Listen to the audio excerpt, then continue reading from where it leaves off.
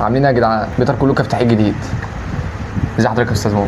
ازيك يا مالك، عامل ايه؟ الحمد لله كله تمام. دايما يا رب. بص، احنا عندنا اكتر من فقره. ماشي، اول فقره هتبقى ايه؟ الاسئله عاديه. تمام. اوكي.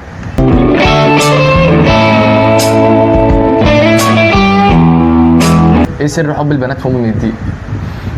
ليه بتقول كده؟ انا مش شايف ان ده حقيقي، يعني انا زي اي حد هيحبوني بالشكل اللي انت بتتكلم فيه ده. ليه؟ يعني انا لو بنت هنحب مؤمن الدين بصراحه. ربنا يخليك يا مالك. ربنا يخليك يا استاذ مو.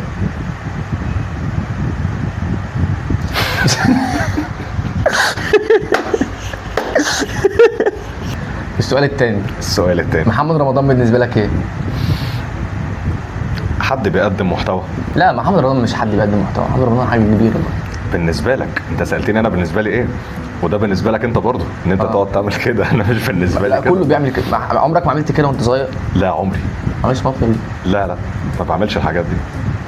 انت ممكن تعمل كده ماشي، انا ما بعملش الحاجات دي.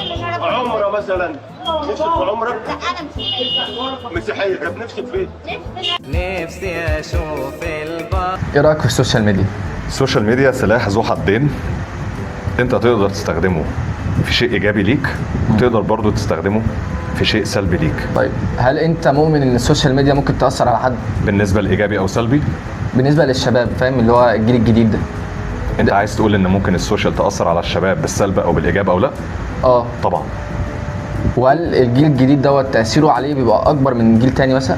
طبعا. الراجل الغلبان اللي بيشتغل باليوميه، سواء بقى في اي مكان ديليفري اي حاجه، بيكون مركز في شغله طول اليوم اكتر من السوشيال ميديا. لكن الشاب اللي لسه مش بيشتغل، اللي لسه والده ووالدته بيصرفوا عليه، ربنا يبارك لهم فيه يا رب، اللهم امين. الفين بوي ده. ايه الفين بوي. الايه؟ الفين بوي. مش عارف المصطلح ده عشان ما اكدبش عليك. اللي هو شاب وانثوي. هل فعلا مارك زكربرج مش حقيقي؟ بيقال انه بقى روبوت. الاول كان حقيقي، وبيقال دلوقتي ان هو بقى روبوت. بس يعني ايه الادله اللي هو تقول ان مارك زكربرج ده مش حقيقي؟ انا مش بقول لك، انا اللي بقول. اه بيقال ان هو كان حقيقي وبعد كده بقى روبوت. طيب ايه اللي خلاني اقول كده؟ ان في ناس كتير قالت، من ضمنهم ناس باحثه في العلوم اللي هي هو برضو ايلون ماسك نفس الكلام برضو ولا؟ بيقال برضو ان ايلون ماسك نفس الكلام، وبيقال ان في يعني ناس معينه من صناع محتوى امريكانز برضو كده. طيب لو في ايدك تشيل واحد من صناع المحتوى تشيل مين؟ ليه كده؟ ليه؟ انا مش عايز اعمل بيف مع حد. ليه كده؟ شعل الحلقه. لا، اشعل الحلقه تعمل لي مشاكل. لا ليه يعني؟ بص، انا هكون صريح معاك. تمام. لو بايدي اشيل حد من السوشيال ميديا، اشيل اي حد بيساعد الشباب ان هي تبقى للأسوأ. زي كده. انت بتساعد ان هم يبقوا الأسوأ؟ يا مالك، انت بتعمل فيديو رياكت. ما تقولش عليه فيديو رياكت، ما بحبش المصطلح ده بصراحه. طب انت اقول عليك ايه؟ بيساعد الشباب ان هم يبقوا اسوء. خلاص، انت كواحد بيساعد الشباب ان هم يبقوا اسوء. تمام. ما تعملش كده تاني لو سمحت. حاضر. خلاص في اخر فيديو ده نتكلم. لو عايز حد اشيله من صناع المحتوى، اي حد بيساعد الشباب ان هو يبقى تحت زي ما قلت لك، يقدم لهم محتوى هابط. انت بتعمل محتوى كوميدي، رحت او جيت. نتكلم بقى بجد، ما بهزرش. ماشي معاك. يعني محتوى كوميدي ما فيهوش حاجه، عادي جدا. حتى انا بشوف ناس من اللي انت عملت عليهم رياكت او حاجه بيدخلوا يعلقوا لك. ايوه. مش متضايقين، عادي جدا. انا نفسي لو شايف كام واحد بس هم يعني ربنا يسهل لهم الحال. يعني فاهمني، انا واحد كنت هتحبس. ايه؟ انا كنت هتحبس. بتهزر؟ ايه اللي حصل؟ ما في كام واحد دخل لي بيقول لي انا اختي محاميه وهندمر حياتك. فطبعا انا عشان شخصيتي قويه مسحت الفيديو يعني وما عملتش حاجه. انت برج ايه؟ انت برج الجدي. الجدي؟ انت شخصيه قويه، بس برضه ما بتحبش تزعل حد. صح. عرفت ازاي؟ والله انا عامل بحث في علم الفلك. بجد؟ دي حقيقه والله. بس انت مؤمن بالابراج يعني، فاهم؟ اكيد، بس مش حظك اليوم. بص، عايزك تحط الحته دي في المونتاج ضروري، اوعى تشيلها الحته دي بالذات. مش هشيلها والله. الابراج علم حقيقي بنسبه 90%، ولكن من حيث الصفات. بمعنى ايه؟ يعني برج الجدي في مميزات كذا وكذا وكذا، برج السرطان فيه مميزات وعيوب كذا وكذا وكذا، لكن مش حظك اليوم النهارده هتتجوز بكره هتطلق. ده كفر ده. احنا دلوقتي هنخش بقى على الفقره الثانيه يلا اللي هي فقره قالوا عنك. يلا بينا.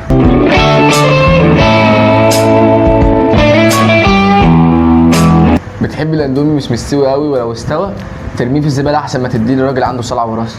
ده سؤال مهم جدا هيغير محور الكون. اكيد طبعا. صح؟ انت شايفه سؤال مهم؟ اهم من زكربيرج انت مقتنع؟ انا لو الاندومي ما استواش قوي وهنرميه في الزباله مش هنديه لواحد عنده صلع وراثي. انا زيك بالظبط. بالظبط. قالوا عنك ما بتشتمش. مش حقيقي. انا في حقيقتي في حياتي العاديه بشتم عادي زي اي حد، ودي حاجه انا ما بفتخرش بيها اطلاقا وما انصحش حد ان هو يعملها. واللي خلاني اقول لك ده دلوقتي ان انا مش بحب ادعي المثاليه. انا زي اي شاب عادي جدا، ممكن اشتم، ممكن انفعل، ممكن اعمل اي حاجه. الفكره ان انا مش بعمل ده على السوشيال علشان انا في اجيال بتتابعني، في ناس واخداني شيء كويس، في ناس واخداني ان انا بوصل لهم رساله، مش عايزهم ياخدوا الوحش بتاعي. ايوه، عاوزهم ياخدوا الحلو بتاعي. فعشان كده انا بتعامل على السوشيال حاجه، وفي حياتي الشخصيه حاجه تانية خالص. قالوا عنك عندك كبرياء ونرجسيه. هسألك سؤال، انت اتعاملت معايا بما يرضي الله وما تجاملش وبدون هزار، قمه التواضع. انت شفت ده عني؟ لا والله يا استاذ، قمه التواضع. ربنا يخليك. بس برضه مشيتك فيها كده اللي هو ايه، رافع راسك في السما كده. هل معنى ذلك ان ده غرور او كبرياء؟ انا واحد دي طبيعته. بس قول، كنت هتقول ايه؟ انا مش فاكر كنت هقول ايه. السؤال الجاي ده مهم جدا. يلا. ما بتحبش تاكل غير اخر حته في الجيلاتيه اللي هي فيها الشوكولاته دي. مين اللي قال عني الموضوع ده؟ ايه ده؟ ايه الحاجات الخاصه قوي دي؟ اصل مين بياكل ما بيحبش ياكل الحته دي؟ انت بتقول بناء على ايه؟ ان على اساس ان في حد، ان كل الناس ما بتحبش اللي هي بتحب. انا اسف اطلع براحتك عادي. ان اسالكم. بص، مفيش حد في الحياه ما بيحبش ياكل الحته اللي في الاخر دي اجمل حته. اقسم بالله انا نفسي يبيعوا الحته اللي في الاخر دي لوحدها. تعرف ان هم بيبيعوها اصلا؟ والله في كيس كامل في الحته دي كده. بالله عليك والله العظيم. مين بيبيعها؟ المره الجايه هنجيب لك. انا هبات عنده. الفقره الثالثه اسمها بالنسبه لك ايه. يلا بينا. هنوريك كام صوره وقول لي بالنسبه لك ايه. اوكي.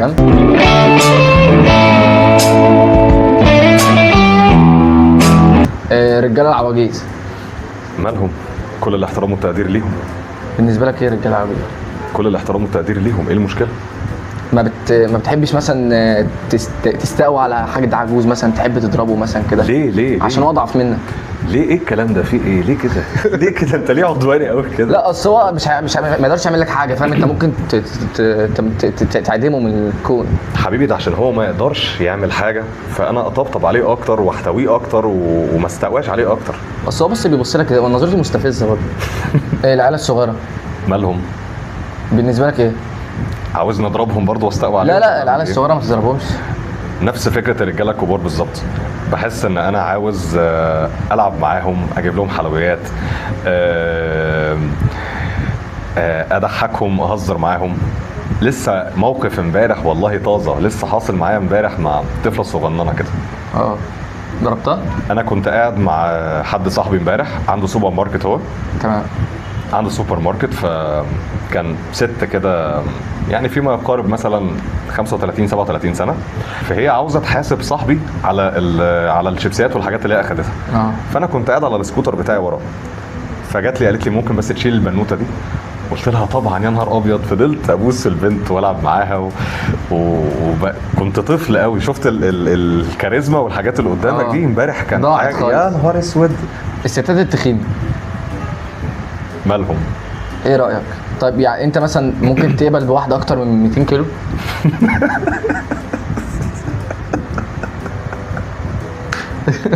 ازاي يعني؟ ازاي؟ مش فاهم يعني ايه اقبل اكتر واحده من ايه؟ هتبقى بقره دي ولا ايه؟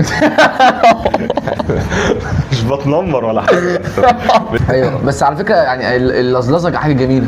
الايه؟ اللزلزه. انا سمعت صح؟ انت قلت اللزلزه؟ تامر حسني.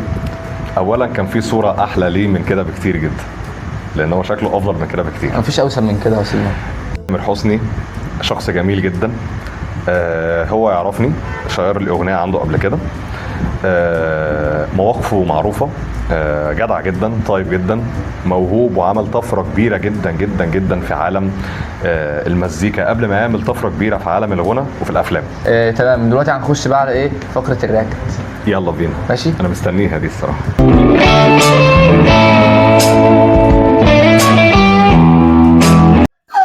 طشة ملوخية يا أبعد ناس رش بشق. في ضحكه.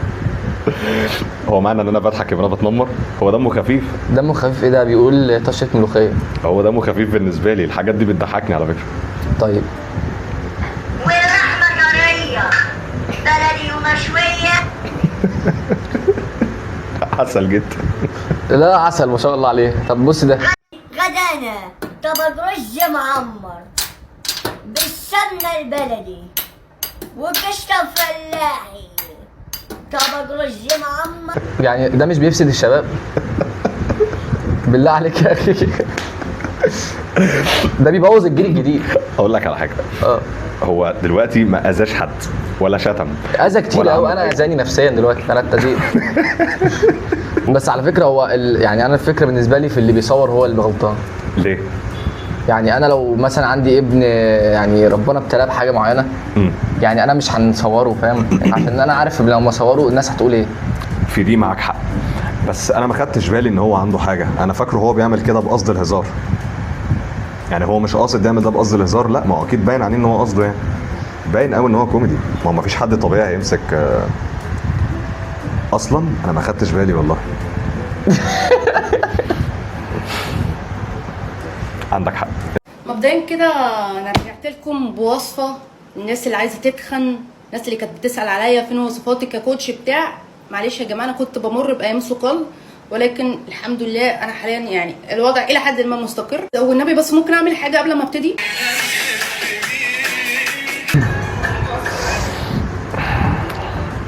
ايه رايك في البنت اللي هي عايشه دور الراجل؟ اكيد ده شيء مش مقبول ولا كوميدي ولا له اي علاقه باي شيء. انت بتعملي كده ليه؟ بس هي برضو خلي بالك يعني انت مش بتضحكي ولا بتعملي اي شيء مفيد. انت حتى ما بتضحكيش، يعني الكوميديا ما فيهاش ضحك. ايه لطيف ان انا اعلق على مصر في الكاب واعمل كده؟ ايه ده؟ ليه كده؟ هي دي مصر. لا، مش هي دي مصر. عمرها ما كانت كده ولا عمرها تبقى كده. دول ناس معينه من مصر. خلي بالك بس عشان ديت ممكن تضربنا لو انت. لا، تضربك انت، ما تقدرش عليا. تهوب بس ناحيه الاستوديو كده وتشوف اللي هيحصل فيه. خلاص يعني في حمايتك. مين اللي في حمايتي؟ انت؟ انا في حمايتي. طبعا.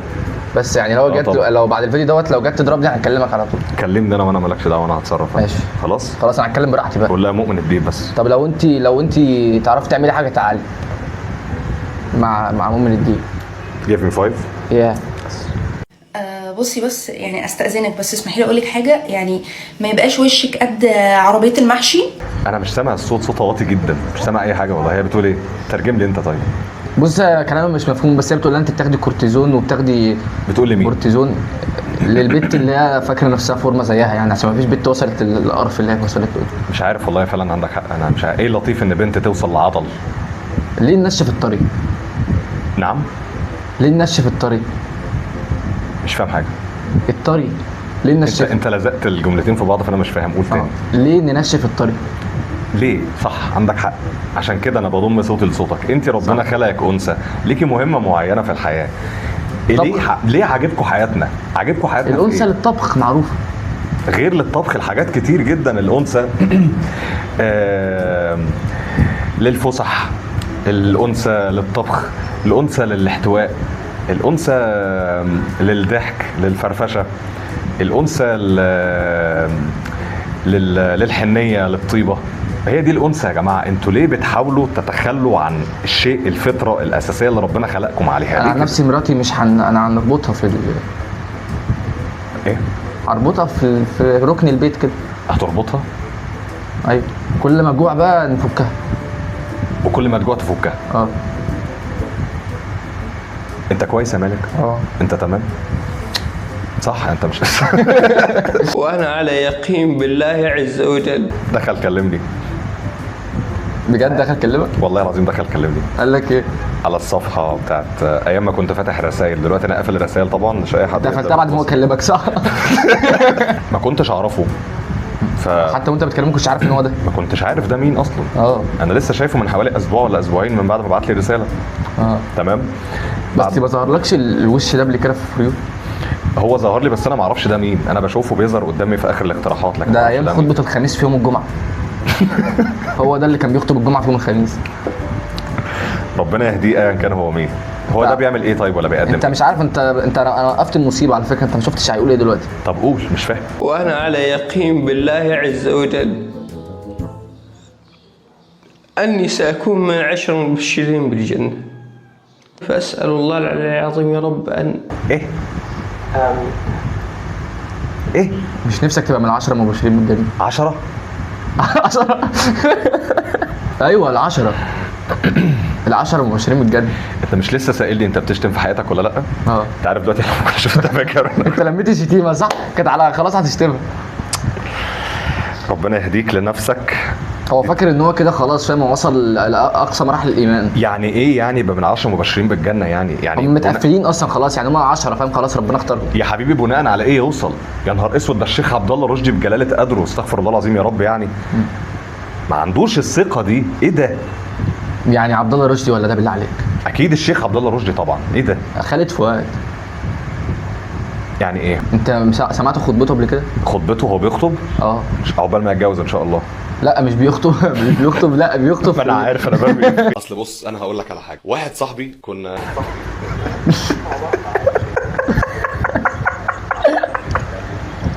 قال لي فودكا وجيبه. وانا ماشي في الشارع قابلت ولد صغير قال لي يا عمو لو سمحت ممكن تجيب لي حاجه؟ قلت له حاضر يا حبيبي، تحب اجيب لك ايه؟ قال له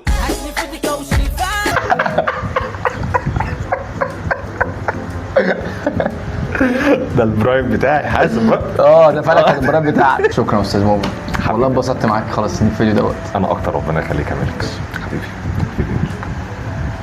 خلاص يا مالك، خلاص يا حبيبي، خلاص انت ايه علقت؟